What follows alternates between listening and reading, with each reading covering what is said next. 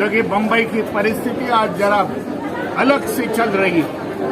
खुशनुमा मौसम है, बारिश का मौसम है। बारिश का भी मौसम है। इसी कारण मैं समझता हूं एक मैसेज देने का प्रयास किया। आकाश जी लामा काफी लंबा से कलकत्ता से यहाँ आ गए। भंते विनाचार्य जी जिनको धम्मध्वज यात्रा चली नागपुर से, दीक्षा भूमि से, एक लोगों में जो बातें चल रही थी, दोनों अलग अलग में चल रहे थे, वो किधर न किधर एक होने का मैंने यहाँ प्रयास किया हूँ। और दोनों भी यहाँ आ गए। दोनों का मैं स्वागत करता हूँ इस अम्बेडकर भूमि पर, जो बाबा साहब की भूमि है। स्वागत करता हूँ। एक मैसेज दे दिया ना महाराष्ट्र को, पूरे देशवासियों को। महाबोधि बुद्ध विहार का जो आंदोलन है, जो संघर्ष है, वो अभी एक साथ हम लोग सब जन चलेंगे। लामा जी, विनाचार्य जी, बड़े महाथेरो भंते जी, बुद्धिस्ट सोसाइटी ऑफ इंडिया, समता सैनिक दल, जो भी संगठन है, धार्मिक काम कर रहे हैं, राजनीति का काम कर रहे हैं, हम लोग आगे इकट्ठा चलेंगे और सरकार पर दबाव लाएंगे। दबाव के कारण ही इसका मसला हल होगा, ऐसा मैं समझता हूँ। यहाँ तक आ गए, आगे क्या रणनीति है? आगे हमारी रणनीति हमें आने वाले 17 सितंबर में हम लोग तैयार करेंगे नागपुर में।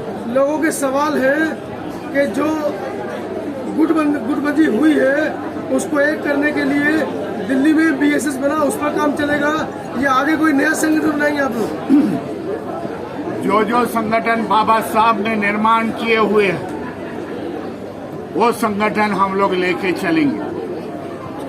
ऑल इंडिया भिक्खु संघ है, महाराष्ट्र भिक्खु संघ है, उनको लेके चलेंगे, सबको लेके चलेंगे, एकजुट के हम लोग लेके चलेंगे। बिहार सरकार ने 25 लोगों की टीम बनाई है, उसमें भारत से कोई संगठन नहीं है। वो फर्जी संगठन उन लोग ने तैयार किया है। भारत के लोग होने चाहिए, यहाँ के बौद्ध भिक्खु होने चाहिए। लेकिन विरोध किसी ने नहीं किया उसका अभी तक भी, किसी भी संगठन ने। वो ऐसा ही उन लोग ने डिक्लेरेशन किया है। आने वाले सुप्रीम कोर्ट के जजमेंट के बाद हम लोग उस पर चर्चा करेंगे। चलिए, तो आगे क्या मैसेज देना चाह रहे हैं? जो महाबोधि महाविहार का जो आंदोलन है उसको लेकर अब सभी लोग एक हो गए हैं, लेकिन कुछ ऐसे भी बड़े भिक्खु हैं जिन्होंने इस आंदोलन को वाकई में शुरू किया, वो कहीं ना कहीं नदारत है। जो ऐसे भिक्खु है उनको हम लोग चर्चा करेंगे, संवाद करेंगे। आने वाले समय में उन लोग भी इस संगठन में लेंगे, इस धरना आंदोलन में लेंगे। चलिए लामा जी, आप क्या कहना चाहते हैं लामा जी इस बारे में? मैं इधर लामा जी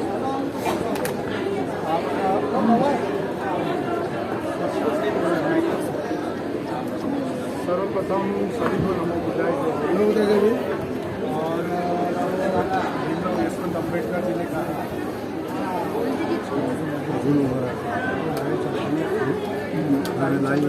लेकिन मैं आपका एक प्रश्न का उत्तर नहीं दे रहा हूँ जो भीमराव अम्बेडकर जी को आपने पूछा।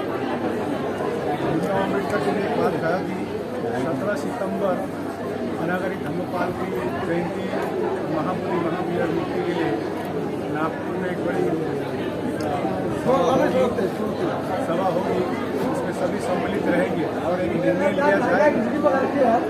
और आपका जो प्रश्न है, अंतनी जी सुन लीजिए पहले प्रश्न। आपने प्रश्न किया है तो मैं स्पष्टीकरण करा। सरकार लोगों को कंफ्यूज करते हैं। देखिए, आपको 30 जून में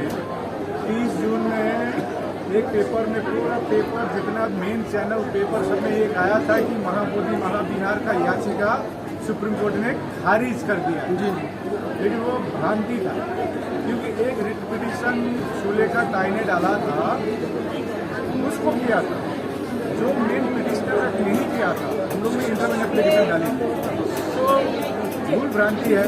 और दूसरा, आप जो बता रहे 25 मेंबर का कमेटी, ये कमेटी नहीं है, ये एडवाइजरी बॉडी है।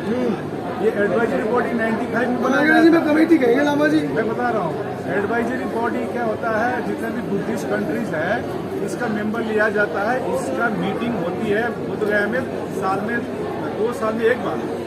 अभी तक मीटिंग नहीं हुई एडवाइजरी कमेटी का। मेरा पुराना एक वर्मा का एक भिक्षु से बात हुआ, पहले उन्होंने एडवाइस दिया था 95 में कि उस कमेटी को कि कम से कम 2 किलोमीटर में शांति हो। जी आप देख रहे हैं कहाँ 2 किलोमीटर, 100 मीटर में भी शांति नहीं है बोधगया में। जी बिल्कुल ठीक तो है। हॉर्न इतना बाजा बजता है वहाँ पर, कोई एडवाइस लेते नहीं है। अभी लोगों को ध्यान को भड़काने के लिए अभी ये 25 का मेंबर का कमेटी बोल रहे हैं आप, कमेटी ने एडवाइजरी बॉडी है जी। और मैं आपको बता दूं 2015 के बाद कौन सरकार आया आपको मालूम है, एक भी मीटिंग नहीं हुआ एडवाइजरी बॉडी का। और ये जो आंदोलन जो चल रही है लास्ट 3 सालों से, अभी लास्ट ईयर एडवाइजरी कमेटी का मीटिंग किया गया और ये कमेटी भी मीटिंग भी गर्म महीने में रखता है जो कि सब ना आ पाए, इस प्रकार का है।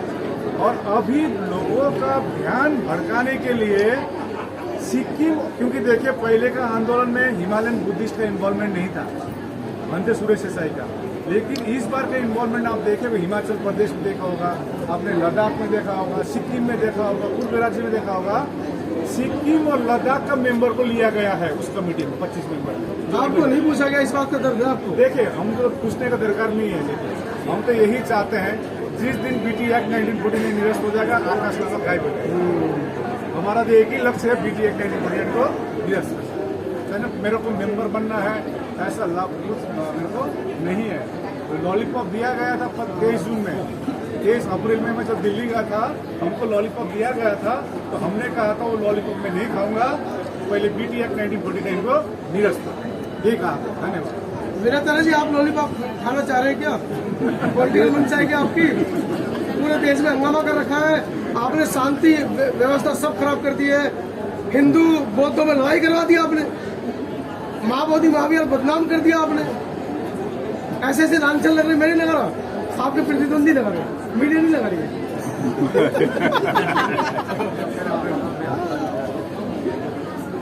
पहला सवाल ये है कि एक भिक्षु के जीवन की सबसे बड़ी जो प्रतिष्ठा है वो भिक्षु संघ है। और मैं ये कहता हूँ कि भिक्षु संघ में या भिक्षु के दायित्व से या पद से बड़ा दुनिया में कोई पद नहीं है। भिक्षु संघ और भिक्षु दायित्व से बड़ा भिक्षु के जीवन में दूसरा पद नहीं है। इतनी बड़ी बात आपने बोल दी, वैसे ही बहुत भिक्षु नहीं बन रहे हमारे समाज में, आपके चलते छोटे छोटे बहुत भिक्षु का जीवन उतर गया। क्या बात कर रहे हैं आप? भिक्षु के जीवन में भिक्षु संघ और भिक्षु दायित्व से बड़ा जीवन में कोई पद नहीं है। तो मैं उसी के तहत कह रहा हूँ कि जिसको पद चाहिए, प्रतिष्ठा चाहिए, इसका मतलब ये होगा कि भिक्षु का दायित्व का पद छोटा है या भिक्षु संघ का पद छोटा है। तो मैं तो ये मानता हूँ कि बुद्ध ने जो संघ दिया है उससे बड़ा कोई पद नहीं है, भिक्षु ने जो जीवन लिया है उससे बड़ी प्रतिष्ठा कोई नहीं ये है। बताइए, समाज ये जानना चाह रहा है गुरु ने आपको माफ किया नहीं किया? तो गुरुजी से पूछिए। नहीं, मैं तो आपसे पूछ रहा हूँ, गुरु जी बगल में बैठे। देखो, पहली बात तो ये है कि गुरु और शिष्य का मतभेद केवल मन तक होता है और मन में समाप्त हो जाता है। दुनिया केवल उसको ऐसे उड़ाती है जैसे हवा धूल उड़ाती है। घुमा रहे, सीधा साफ बताइए माफ किया या नहीं, ये सुन लो। देखो, माफ करे या ना करे, शिष्य शिष्य है, गुरु गुरु। गुरु गुड़ रह गया, चेला चीनी बन गया।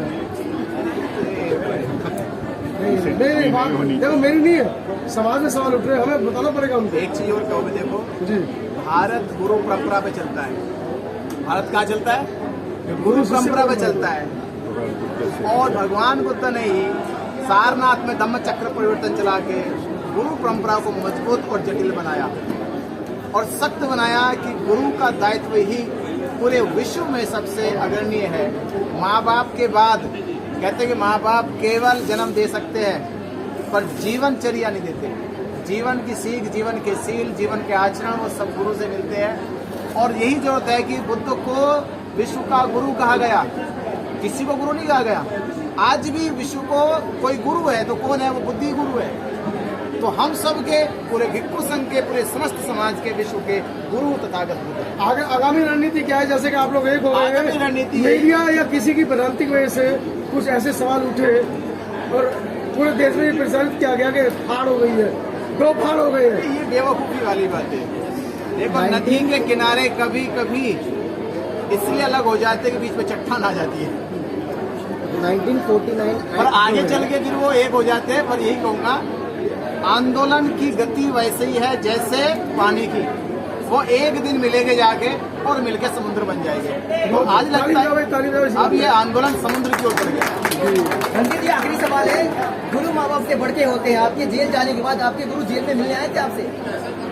देखिए, जेल में मिलना वकील का काम है, वहाँ के लोगों का काम है। हो सकता है कि उस समय गुरुजी नाराज हो गए, भाई जेल में नहीं आए, बोले कि उसको संघर्ष करने दो।